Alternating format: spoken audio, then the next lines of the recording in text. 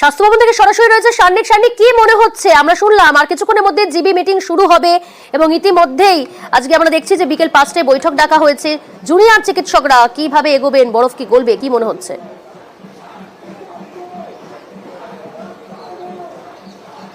দেখো প্রিয়াঙ্কা, আজকের এই বৈঠকের আগে এখনো পর্যন্ত জুনিয়র চিকিৎসকরা প্রত্যেকেই জানাচ্ছেন তারা প্রত্যেকেই কিন্তু আলোচনায় আগ্রহী, কিন্তু এই আলোচনা পর্যন্ত বা আলোচনার টেবিল পর্যন্ত পৌঁছানোর ক্ষেত্রে আমরা এর আগেও দেখেছি যে দুবার এখান থেকে যখন তাদের কাছে যখন মেল এসছে, তারপর তাদের যখন জিবি মিটিং হয়েছে, সেই জিবি মিটিংয়েও তারা সিদ্ধান্ত নিয়েছেন সম্মিলিতভাবে তারা এই আলোচনার টেবিল অবধি যাবেন।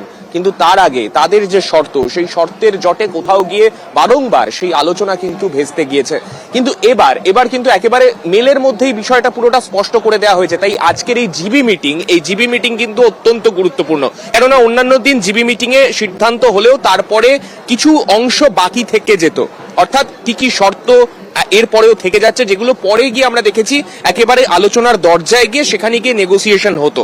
কিন্তু আজকে একেবারে মুখ্য সচিবের তরফ থেকে মেলে স্পষ্ট করে দেওয়া হয়েছে যে আগের দিন একদম শেষ দফায় যে দাবি তারা করেছিলেন যে মিনিটস অফ দ্য মিটিং, সেই মিনিটস অফ দ্য মিটিং এর যদি পেপার যদি তারা রেডি রাখেন, অর্থাৎ যদি দুপক্ষ তাতে সই করে, সেক্ষেত্রে তারা আলোচনায় রাজি। আজকে যদি এখান থেকে জিবি মিটিং এ তারা যদি সিদ্ধান্ত নেন যে তারা বৈঠকে যাবেন, তার মানে তারা কিন্তু সেই শর্ত মেনেই তারা রাজি হবেন। অর্থাৎ সেক্ষেত্রে কিন্তু এই জিবি মিটিং এর সিদ্ধান্তের উপরই নির্ভর করছে আজকের আলোচনা হবে কি হবে না। এই আলোচনা হোক, এটা দুপক্ষই চাইছে, এবং আলোচনার মাধ্যমেই যে গোটা বিষয়ের সমাধান হতে পারে সেটাও কিন্তু মানছে দুপক্ষ। কিন্তু এখন এটাই দেখার এই জিবি মিটিং, যার কিছুক্ষণের মধ্যেই শুরু হবে, কিছুক্ষণ আগেই ডক্টর অনিকেত মাহাতো তিনিও সেইটা জানিয়ে গেলেন, সেই বিষয়টাই এখন আমাদের প্রত্যেকের নজর থাকবে যে তারা সেই মিটিং থেকে কি সিদ্ধান্ত নেন, জিবি মিটিং এ কি সিদ্ধান্ত নেওয়া হয়। অনেক ধন্যবাদ, পরিস্থিতির উপর নজর রাখো। সমস্যা সমাধানে কতটা আশ্বাসবাদী, কতটা আশাবাদী, কি বললেন নিউজ 18 বাংলায় মুখ্যমন্ত্রী, শুনুন। দুবার ফেসতে যাওয়ার পর আজকে সরকারের পক্ষ থেকে আবার জুনিয়র ডাক্তারদের আপনারা চিঠি দিয়েছেন। এই চিঠিতে আপনি কি আশা করছেন যে এই আশাবাদী যে এই মিটিংটা হবে এবং সমস্যার সমাধান হবে? দেখুন, এটা ফিক্স টাইম। আমরা যদি বলেন আমার বাড়ির মিটিংটা নিয়ে, তাহলে ফিক্স টাইম হবে, কিন্তু মিটিং এ আসার জন্য এটা ফিক্স টাইম হবে। আমি নিজেও ধর্নায় গেছি এবং আমার এখনো ছোটদের কাছে অনুরোধ থাকবে যে কালকে কোর্টে কেস আছে, তার আগে আসুন আমরা একটা শেষ চেষ্টা করে দেখি। তাতে ছাত্র সমাজেরও, তাতে জুনিয়র ডাক্তারদেরও লাভ হবে এবং শান্তি ফিরে আসবে। এবং যারা চায় না এটা সলভ হোক, আমি তাদের কাছে অনুরোধ করবো মানুষের কথা ভেবে, একদিকে বন্যা পরিস্থিতি, অন্যদিকে মানুষ চিকিৎসা পাচ্ছে না, আসলে আমরা সবাই মিলে সমস্যাটা সমাধান করি। সমস্যার সমাধান করার জন্য চেষ্টা করা উচিত। চেষ্টা করতে কোনো ত্রুটি আমরা রাখবো না। মানে আপনি মনে করছেন আলোচনার টেবিলে বসলে নিশ্চিতভাবেই সমস্যার জট কেটে যাবে? দেখুন, সবসময় তো সবটা হয় না, বাট কিছুটা নিশ্চয়ই হয়। এবং আমরা তো ওদের ব্যাপারে কনসার্ন, সুতরাং এটা নয় যে ওরা এক টাইপের কনসার্ন।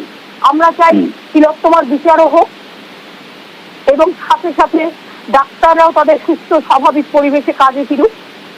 সুতরাং তাদের কথা শোনার জন্য আমি তৈরি আছি। আমিও তাদের আবেদন জানিয়েছি, আমাদের চিফ সেক্রেটারি অলরেডি ইমেল পাঠিয়েছে যে তারা যদি আসেন দয়া করে 4:45-এর মধ্যে, তাহলে 5টায় আমরা মিটিংটা করতে পারি। যদি ছুটি আছে, যেহেতু অফিসারদের ছুটি আছে, কারণ আজকে নবী দিবস, আপনারা জানেন আজকে গভর্নমেন্ট হলিডে আছে, সেই জন্য আমার এখানে করার প্রচেষ্টা হয়েছে।